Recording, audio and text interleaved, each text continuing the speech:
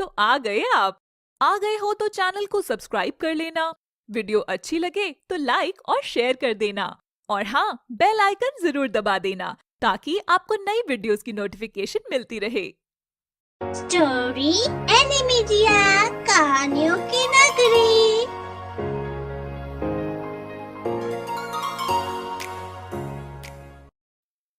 सुल्तानपुर गांव में पूजा नाम की लड़की अपने पिता और अपनी सौतेली माँ और बहन चंचल के साथ रहती थी। पूजा पढ़ाई में बहुत अच्छी थी और उसे मैथ सब्जेक्ट बहुत ही अच्छा लगता है। लेकिन उसकी सौतेली माँ और बहन को उसका पढ़ाई करना पसंद नहीं था, क्योंकि उन्हें लगता था कि पढ़ाई लिखाई करके वो आगे बढ़ गई तो उनकी कोई वैल्यू नहीं होगी, सब उसकी ही तारीफ करेंगी। और उसकी सौतेली माँ चाहती थी कि उसकी सगी बेटी हमेशा उससे आगे रहे और उसका रिश्ता अच्छे से अच्छे घर में हो जाए। इसलिए वह पूजा को घर के काम में लगाए रखती थी। पूजा, ओ पूजा, कहाँ है महारानी? क्या हुआ मम्मी? मैं तो यहीं अपने कमरे में पढ़ाई कर रही थी। जब देखो तब पढ़ाई करती रहा कर बस। मैंने क्या तुझे खाली बिठाने का ठेका लिया है? घर का काम क्या तेरी मरी हुई माँ आकर करेगी? आप ऐसा क्यों बोल रही हो माँ? आप जो काम मुझे बोलती हो वो मैं सारा काम समय पर करती हूँ। फिर आज आप इतना गुस्सा क्यों हो रही हो? देखो जरा मम्मी, ये आपसे कैसे जुबान लड़ा रही है। टेस्ट तो मेरा भी है, लेकिन मैं तो इसकी तरह किताब लेकर नहीं बैठती। मुझे लगता है पढ़ाई के बहाने काम से बचना चाहती है ये मम्मी। तुम ऐसा क्यों बोल रही हो बहन? मम्मी, चंचल गलत बोल रही है। मैं अपनी पढ़ाई पर ध्यान देती हूँ और मैं घर का काम भी करती हूँ। तो तू क्या कहना चाहती है? पूरे घर का काम सिर्फ तू ही करती है, हम दोनों कुछ नहीं करते? आने दे तेरे बाप को, आज तेरी सारी बात बताऊंगी उन्हें। मम्मी, आप क्यों परेशान हो रही हैं? बताओ तो क्या काम करना है, मैं कर देती हूँ।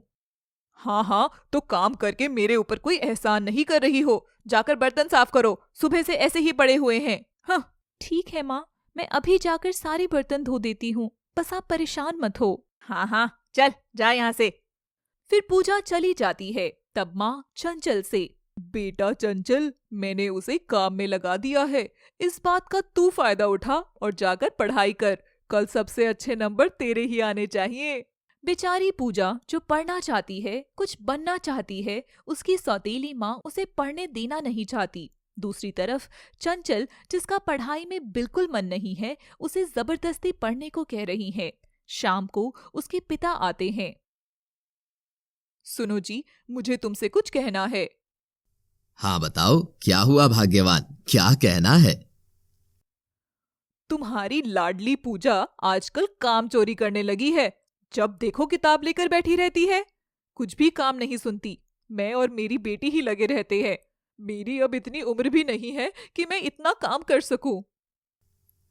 तो क्या हुआ भाग्यवान, उसे पढ़ाई करने दो, उसका पढ़ाई में ही दिमाग चलता है।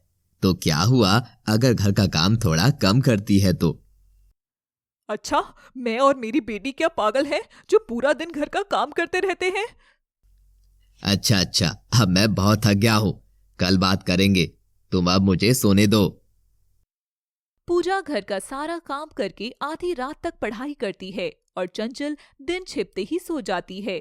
सुबह उठकर दोनों अपने मैथ्स के टेस्ट के लिए तैयार होकर स्कूल चली जाती हैं। पूजा बड़ी समझदारी से मैथ्स के सारे सवाल सॉल्व कर देती है, जबकि चंचल को कुछ भी समझ नहीं आता कि आखिर ये सवाल कैसे होंगे। टीचर सब बच्चों को उनका रिजल्ट बताती है, बस चंचल और पूजा का नहीं बताती। बेटा पूजा, चंचल, तुम दोनों कल अपने माता पिता को स्कूल लेकर आना, कहना टीचर ने बुलाया है, मुझे उनसे कुछ बात करनी है। ठीक है बच्चों?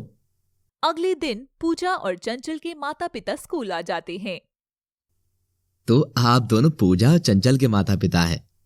जी, मुझे आपको ये बताना था कि आपकी बेटी पूजा पढ़ाई में बहुत होशियार है। इसके मैथ्स में 100 में से 100 नंबर आए हैं। पूरे स्कूल में किसी के पूरे नंबर नहीं आए। मेरा कहना मानो तो इसकी 12वीं की परीक्षा के बाद इसे शहर पढ़ाई के लिए भेज देना। कुछ बनकर दिखाएगी आपकी ये बेटी। और टीचर जी, मेरी बेटी चंचल के कितने नंबर आए हैं? पूरे ही आए होंगे इसके भी। ये भी पढ़ाई में बहुत होशियार है, ये हमारा नाम रोशन करेगी। हाँ जी, जरूर किया है। पूरी क्लास में बस यही फेल हुई है। इसका पढ़ाई में बिल्कुल ध्यान नहीं है। इसको बोलो पढ़ाई करने के लिए, नहीं तो फिर बोर्ड में फेल हो जाएगी आपकी ये लड़की।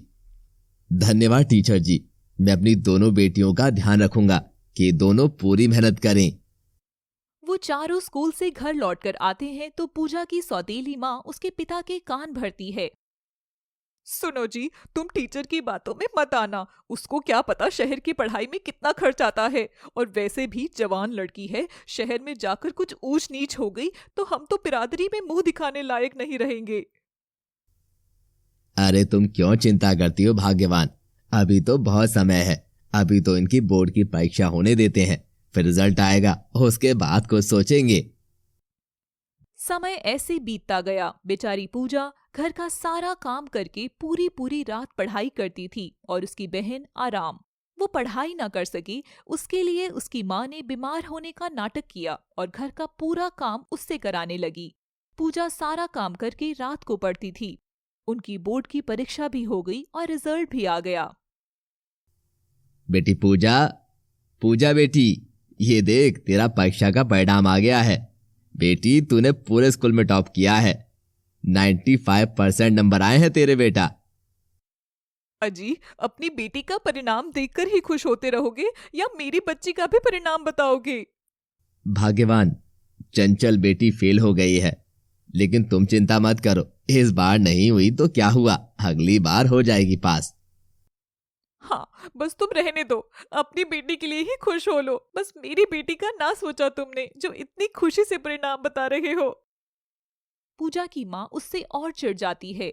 उसे लगता है कहीं उसके पिता उसे शहर पढ़ने को ना भेज दे तो वो अगले दिन बिना उसको बताए पूजा के रिश्ते के लिए लड़के वालों को बुला लेती है। सुन रही लड़की, आज अच्छे से तैयार हो जा, तुझे देखने के लिए लड़के वाले आ रहे हैं। लड़के वाले मतलब? मैं अभी शादी नहीं करना चाहती माँ, मुझे पढ़ लिख कर कलेक्टर बनना है। मैं अभी शादी नहीं करूंगी पिताजी। लड़के वाले? पर तूने किससे पूछकर लड़के वालों को बुलाया है?